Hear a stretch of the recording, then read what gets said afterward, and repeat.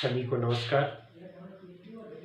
आज की क्लास में अब अपन शुरू करेंगे अपनी पाठ्य पुस्तक। अनिवार्य हिंदी की जो मुख्य पुस्तक है जिसका नाम है सृजना, जिसमें से अपन ने कवि परिचय पढ़ लिए हैं और अब अपन एक एक पाठ को पढ़ना शुरू करेंगे।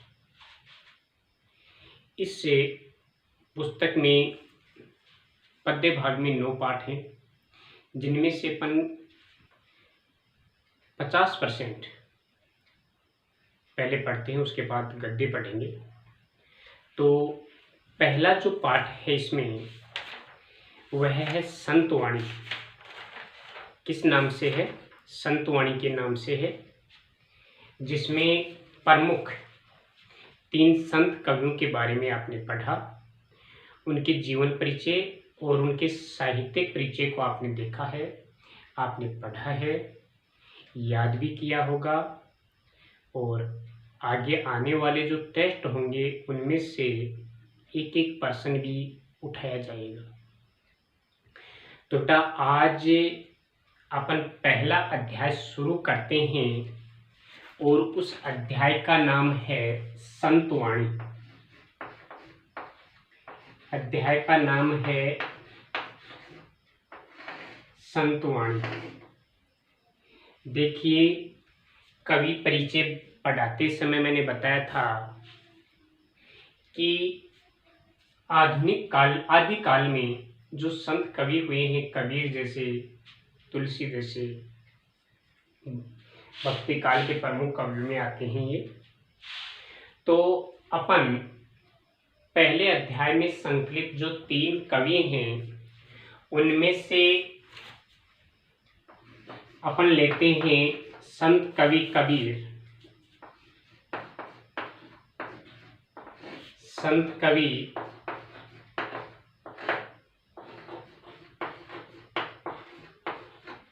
कबीर, ये संत कवि कबीर के बारे में अपन अध्ययन करेंगे।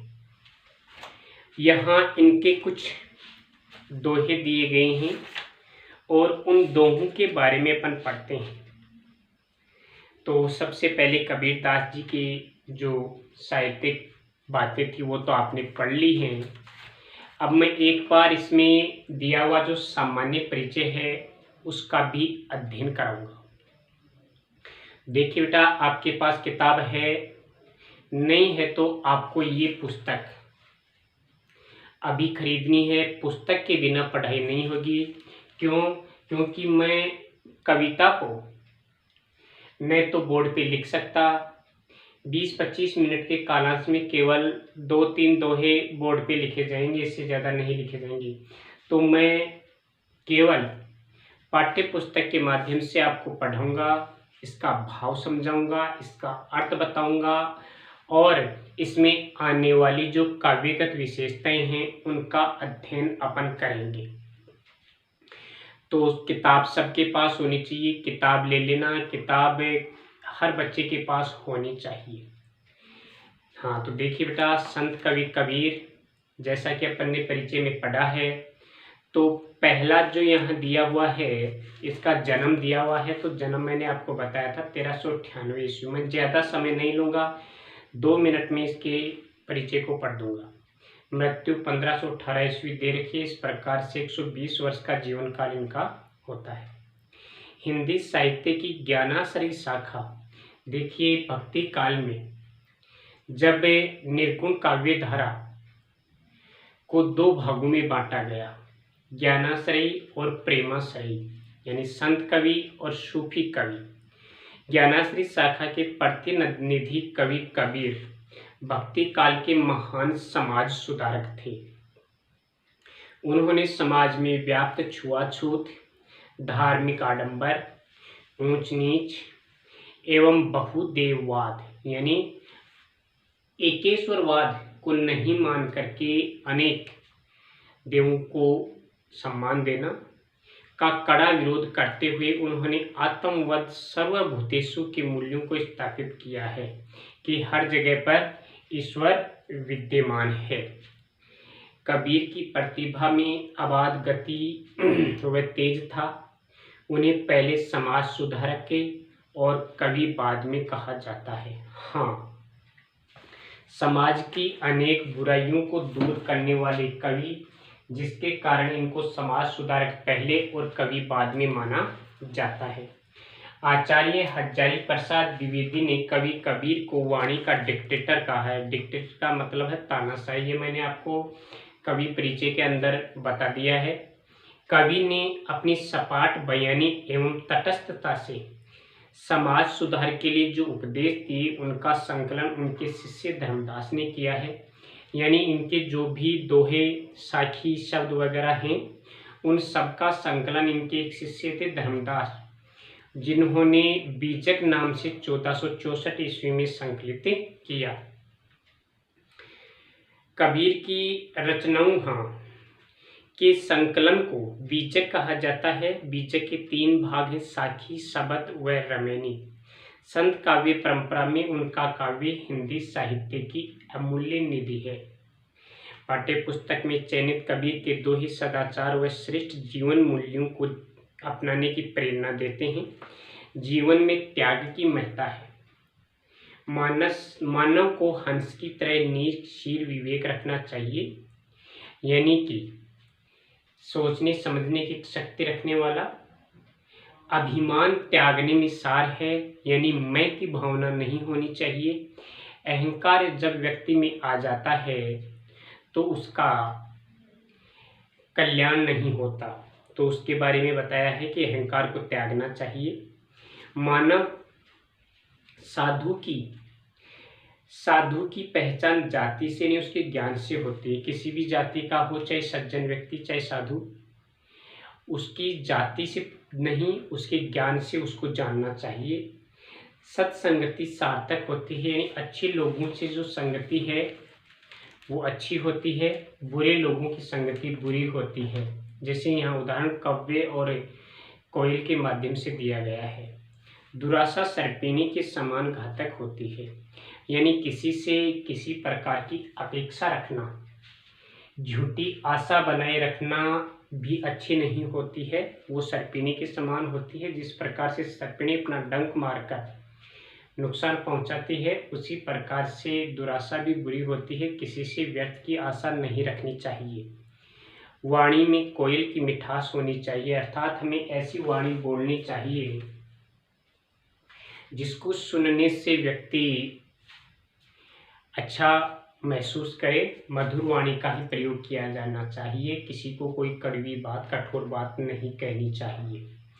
तो बेटा यहाँ पर दोहे दिए गए हैं। तो पहला दोहा है, त्याग तो ऐसा कीजिए, त्याग तो ऐसा कीजिए, सब कुछ एक ही बार, सब पर भूखा मेरा नहीं, नीचे किया विचार।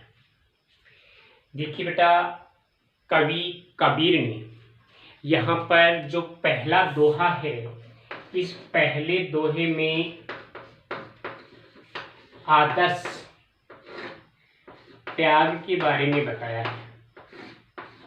आदर्श त्याग के बारे में वर्णन किया है।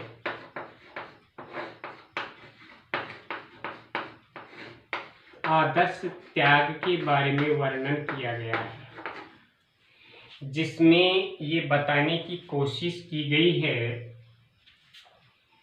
कि मनुष्य को ऐसा त्याग करना चाहिए जो एक ही बार में हो जाए, क्योंकि जो भी कुछ अपने पास है वो ईश्वर का ही है। यानी हमें किसी भी प्रकार के मोह, माया और लालच में नहीं पड़ना चाहिए। तो त्याग का मतलब होता है त्यागना। निश्चय एक शब्द आया है, शब्दार्थ साथ साथ बताऊंगा। निश्चय शब्द का अर्थ होता है निश्चय। निश्चय शब्द का अर्थ क्या होता है बेटा? निश्चय होता है। तो देखिए इसका भाव क्या है। इस पूरे दोहे का भाव है कि कवि कबीर कहते हैं कि हमें अपने जीवन में आदर्श त्याग की भावना रखनी चाहिए। क्यों? क्योंकि अपने पास जो कुछ भी है वो अपना नहीं है, वो मेरा नहीं है, वो आपका नहीं है, वो किसका है? ईश्वर ने दिया है और ईश्वर के पास ही जाना है। इसलिए हमें अपने जीवन में एक आदर्श त्याग की भावना रखनी चाहिए। तो कवि कबीर क्या कहते हैं? त्याग तो ऐसा कीजिए सब कुछ एक ही बार। कवि कबीर कहते हैं कि मनुष्य को अपने जीवन में एक बार दृढ़ निश्चय करके अपना सब कुछ त्याग देना चाहिए। क्यों? क्योंकि सब प्रभु का मेरा नहीं। क्यों त्याग देना चाहिए? क्योंकि उसके पास जो कुछ भी है, उसके पास जो कुछ भी है वो किसका है? सब प्रभु का, अर्थात सब कुछ ईश्वर का दिया हुआ है। उसमें मेरा और आपका कुछ भी नहीं है।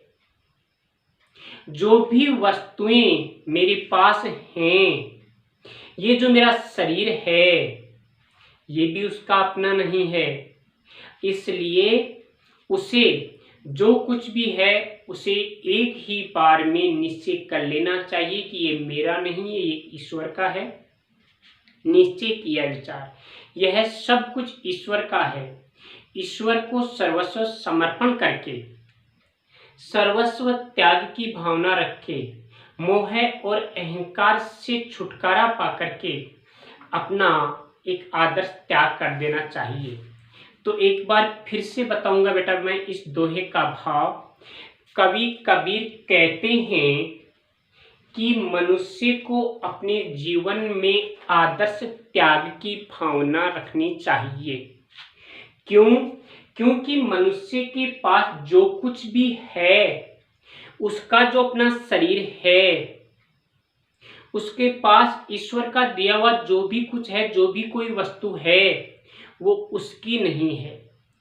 इसलिए मनुष्य को अपने जीवन में एक बार यह निश्चय कर लेना चाहिए कि जो कुछ भी मेरे पास है वह मेरा नहीं, वह ईश्वर का है। मेरा शरीर भी मेरा नहीं, यह भी ईश्वर का है। इस प्रकार से निश्चय करके उसे त्याग देना चाहिए और सर्वस्व यानी सब कुछ समर्पण की भावना, त्याग की भावना रखते हुए अपने अहंकार को, अपने मैं को, अपने लालच को, अपने मोह को त्याग देना चाहिए। तो यहाँ पर देखिए बेटा, कवि कबीर ने इस उपदेशात्मक दोहे के माध्यम से एक आदर्श त्याग की बात बताई है, पहली बात। दूसरी बात यहाँ यह कवि बताने का प्रयास कर रहा है कि जो कुछ भी है वो ईश्वर का है। यानी अपने जीवन में मेरा, तेरा, उसका, अपना, ये जो अपन करते हैं, यह भाव अपन को नहीं रखना चाहिए।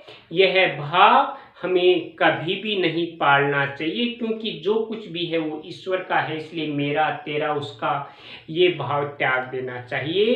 कह सकते हैं कि कवि यहाँ इस उपदेश के माध्यम से मनुष्य के आदर्श त्याग की बातें करते हैं। ठीक। दूसरा दोहा देख लीजिए। सुनिए गुण की वार्ता, सुनिए गुण की वार्ता, ओ गुण लीजे नहीं। हंस क्षीर को कहत है, नीर सो त्यागे जाहि। देखिए बेटा, समाज में अपने इस वातावरण में अनेक प्रकार के लोगों से अपन मुखातिब होते हैं, मिलते हैं। इसमें अच्छे लोग भी हैं, बुरे लोग भी हैं, भले मानस भी हैं, बुरे मानस भी हैं। तो कवि कबीर क्या कहते हैं कि हमें हर व्यक्ति, हर प्रकार का व्यक्ति मिलता है, लेकिन हमें उन्हीं व्यक्तियों के संपर्क में रहना चाहिए, उन्हीं लोगों की बातें सुननी चाहिए जो कि आदर्श हो, जो कि ज्ञान की बात हो, जो अच्छी बात हो। उन ज्ञान की बातों का ही, उन अच्छी बातों का ही श्रवण करना चाहिए। ज्ञानहीन यानी अज्ञानी बातों का हमें कभी भी श्रवण नहीं करना चाहिए। जिस प्रकार से यहाँ दृष्टांत दिया है बेटा कि जिस प्रकार से हंस जो है इतना बुद्धिमान है कि वह दूध में मिले हुए पानी को तो छोड़ देता है और उसमें से दूध को पी जाता है। इसलिए कवि कहते हैं कि हमें केवल और केवल सार युक्त बातों को ही ग्रहण करना चाहिए, सारहीन बातों को छोड़ देना चाहिए। तो बेटा दूसरे इस दोहे का भाव है कि कवि कबीर कहते हैं कि हमें अपने जीवन में केवल सार युक्त बातों को ही ग्रहण करना चाहिए। हमें अपने जीवन में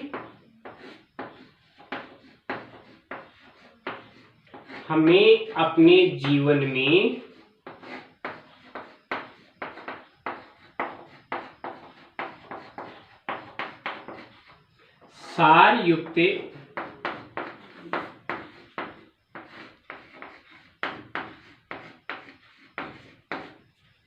बातों को ही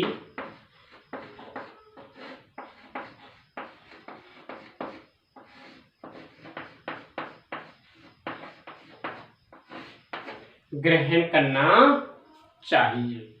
तो एक बार बेटा इसका दोबारा मैं भाव बता रहा हूं, इसका मैं दोबारा अर्थ बता रहा हूं। तो सबसे पहले तो आप मीनिंग देखेंगे क्या है। सुनी यानी सुनना, गुण यानी ज्ञान की बातें, गुण का मतलब है यानी ज्ञान की, वार्ता यानी बातें, अवगुण यानी अज्ञानी। अवगुण का मतलब है बेटा यहाँ अज्ञानी या बुरी बातें। लीजिए यानी ग्रहण करना, नाही यानी नहीं, हंस यानी हंस, क्षीर यानी दूध, गहत यानी ग्रहण करता है, क्षीर यानी दूध, गहत यानी ग्रहण करता है, नीर यानी पानी, सो यानी से, त्याग यानी त्यागता, जाई यानी जिसको। तो कवि कबीर क्या कहते हैं बेटा, यहाँ कवि कबीर कहते हैं कि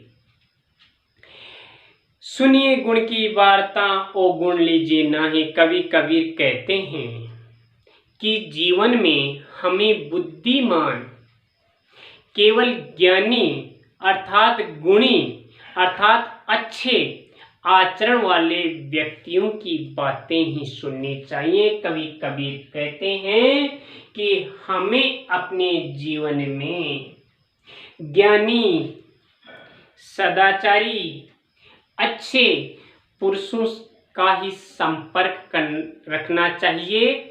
उन पुरुषों से ही हमें संपर्क रखना चाहिए, अच्छे लोगों से ही हमें तालमेल रखना चाहिए, जो अच्छी बातें करते हैं, जो ज्ञान की बातें करते हैं, जो हमें हमारे महत्व की बातें समझाते हैं, उन्हीं से हमें बातें करनी चाहिए। अवगुण लीजिए नहीं, अज्ञानी लोगों के संपर्क में हमें कभी भी नहीं आना चाहिए, अज्ञानी लोगों के पास हमें कभी भी नहीं बैठना चाहिए, क्योंकि जो बुरे लोग होते हैं वो बुरी ही बातें बताते हैं।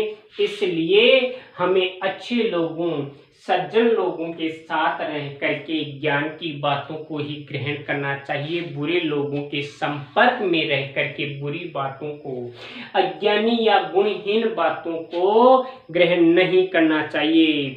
जिस प्रकार से यहाँ दृष्टांत दिया है, कवि कहते हैं कि जिस प्रकार से हंस क्षीर को गहत है, जिस प्रकार से हंस दूध में मिले हुए पानी को तो छोड़ देता है और दूध को ग्रहण कर लेता है, उस नीर को त्यागे जाही, जो पानी को तो त्याग देता है और दूध को पी लेता है, दूध को ग्रहण कर लेता है, उसी प्रकार से हमें बुरी और अच्छी बातों में से केवल अच्छी बातों को ही ग्रहण करना है, बुरी बातों को हमें छोड़ देना है। अर्थात अच्छे लोगों से ही हमें संपर्क करना है। ठीक है। तीसरा दोहा देखिए बेटा, छोड़े जब अभिमान को सुखी भया जब जीव, छोड़े जब अभिमान को सुखी भया जब जीव, भया सब जीव, भावे कोई कछु कहे मेरे ही निज पीव। अब यहाँ कवि कबीर कहते हैं, कवि कबीर इसके माध्यम से कहते हैं कि हमें अपने जीवन में यदि हमें अपने जीवन में कुछ करना है तो हमें अहम को त्यागना है, हमें घमंड को त्यागना है, हमें अभिमान और अहम का त्याग करना है। अर्थात यदि मनुष्य को सुख की प्राप्ति करनी है, उस परमात्मा तक पहुंचना है, उस मालिक तक यदि मनुष्य को जाना है तो उसे अभिमान, उसे घमंड त्यागना होगा, मैं को त्यागना होगा। तो देखिए, सुखी भया, भया यानी हुआ, अभिमान यानी अहंकार, अभिमान यानी अहंकार, सुखी यानी सुखी, भया यानी होना, भावी यानी अच्छा लगे, कछु यानी कुछ, कहे यानी कहे, मेरे, मेरे यानी मेरे, हे यानी हृदय, हे यानी हृदय, निज यानी अपने, पीव यानी परमात्मा। तो कवि क्या कहते हैं कि आत्मा का परमात्मा से मिलन तभी हो सकता है। कवि कहते हैं कि आत्मा से परमात्मा का मिलन तभी हो सकता है जब हम अपने इस घट में बैठे हुए अहंकार को, घट में बैठे हुए अभिमान को त्याग देंगे। तो तीसरे दोहे का भाव है बेटा, मनुष्य को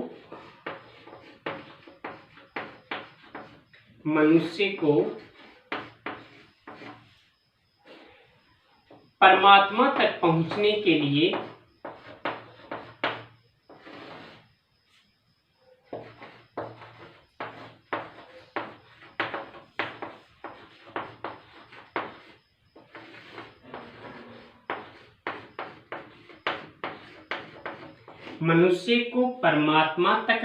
लिए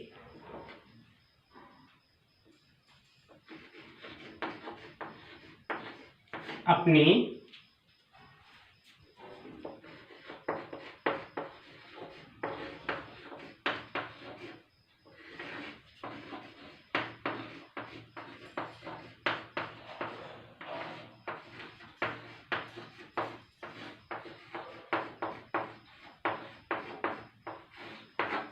अपने अभिमान को त्याग देना चाहिए, अपने घमंड, अपने अभिमान को छोड़ देना चाहिए। तो अभिमान यानी अहंकार, सुखी यानी सुखी, भया यानी होना, सब यानी सभी, जीव यानी जीव, भावी यानी अच्छा लगे, कछु यानी कुछ, हे यानी हृदय, निज यानी अपने, पीव यानी परमात्मा। तो कवि क्या कहते हैं यहाँ, कवि ने यहाँ इस भावात्मक उपदेश के माध्यम से क्या कहा है, छोड़े जब अभिमान को सुखी भया सब जीव। कवि कबीर कहते हैं कि जब इस धरती का, जब इस लोक का जीव यानी कोई भी प्राणी अपने अंतरतम में बैठे हुए अभिमान को छोड़ देता है, जब मनुष्य, जब कोई भी जीव अपने हृदय में बैठे हुए अभिमान को त्याग देता है, छोड़ देता है, तो उसका जीवन सुखी हो जाता है। सुखी भया सब जीव, तो उसका जीवन सफल हो जाता है, तो उसका जीवन आनंद से भर जाता है। भावे कोई कछु कहे, चाहे कोई कुछ भी कहे, भावे यानी चाहे, चाहे कोई कुछ भी कहे, मेरे ही निज पीव, चाहे कोई कुछ भी कहे, जब हम हमारे हृदय में बैठे हुए अभिमान को, अहंकार को छोड़ देंगे तो हमें यानी हमारी आत्मा का परमात्मा से मिलन हो जाएगा। कभी कबीर कहते हैं कि जब हम हमारे हृदय में बैठे हुए अहंकार को त्याग देंगे, घमंड को त्याग देंगे, मैं को छोड़ देंगे, तो आत्मा का मिलन उस परमात्मा से हो जाएगा। तो यहाँ एक भावात्मक उपदेश दिया गया है जिसमें अपने आप को जिसमें कवि कबीर ने अपने आप को ईश्वर के प्रति समर्पित करना चाहा है। एक और लीजिए, जाति न पूछो साधु की पूछ लीजिए ज्ञान, जाति न पूछो साधु की पूछ लीजिए ज्ञान, मोल करे तलवार का पड़ा रहने तो म्यान। अब यहाँ पर कवि कबीर ने एक सज्जन व्यक्ति की महत्ता का वर्णन किया है। चौथे का भाव है सज्जनता की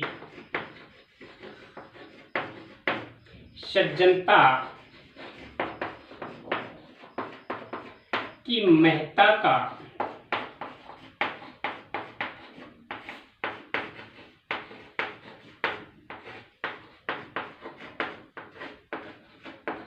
वर्णन किया गया है कि एक सज्जन व्यक्ति कितना क्या करता है, कैसे करता है, उसका वर्णन किया गया है। जाति न पूछो साधु की पूछ लीजिए ज्ञान, कवि कबीर कहते हैं कि हमें एक सज्जन व्यक्ति की, एक अच्छे इंसान की, एक साधु की पहचान उसे जाति से नहीं करनी चाहिए। जाति पाति से किसी व्यक्ति की पहचान नहीं होती है। किसी व्यक्ति की सज्जनता, किसी व्यक्ति की भलमानसता की जांच उसके ज्ञान से ही करनी चाहिए। जाति न पूछो साधु की, एक सज्जन व्यक्ति की कभी जाति नहीं पूछनी चाहिए, पूछ लीजिए ज्ञान, केवल उसके ज्ञान की बातें करनी चाहिए, उसकी पहचान उसके ज्ञान से ही करनी चाहिए। मोल करो तलवार का पड़ा रहने दो। और एक तलवार का जो मोल होता है उसको, उसकी म्यान, उसके खोल, उसके कवच को देखकर नहीं किया जाता है। उसका मोल, उसका जो मूल्य होता है वो उसकी धार और उसके रंग रूप के आधार पर नहीं होता है, उसकी धार के आधार पर होती है। और उसके आंतरिक जो उसकी चमक दमक होती है उसके आधार पर ही उसके मूल्य का आकलन किया जाता है। केवल म्यान के आधार पर, केवल खोल के आधार पर। म्यान होती है बेटा तलवार को रखने का पात्र, तलवार को रखने की खोल। तो कवि कहते हैं कि हमें अपने जीवन में एक सज्जन व्यक्ति की पहचान उसकी जाति से नहीं करनी चाहिए। एक साधु की पहचान जाति से नहीं होती है, उसकी पहचान उसकी किससे होती है? उसके ज्ञान से होती है। जिस प्रकार से दृष्टांत दिया है यहाँ दृष्टांत के माध्यम से बताना चाहा है कि जिस प्रकार से एक तलवार का मूल्य उसकी चमक दमक और उसकी धार के आधार पर की जाती है, उसकी म्यान के आधार पर नहीं। तो यहाँ पर बेटा जाति पाति ऊंच नीच की भावना का भी विरोध करते हुए कहा है कि हमें एक श्रेष्ठ व्यक्ति की पहचान उसके गुणों के आधार पर ही की जानी चाहिए।